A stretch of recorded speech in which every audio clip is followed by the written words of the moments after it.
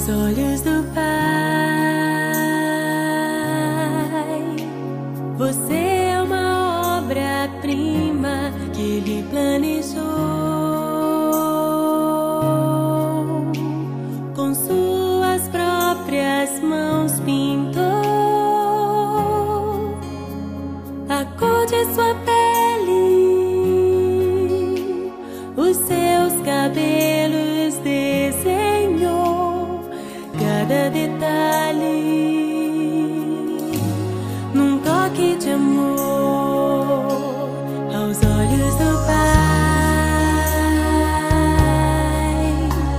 Você é uma obra-prima que Ele planejou, com suas próprias mãos pintou a cor de sua pele, os seus cabelos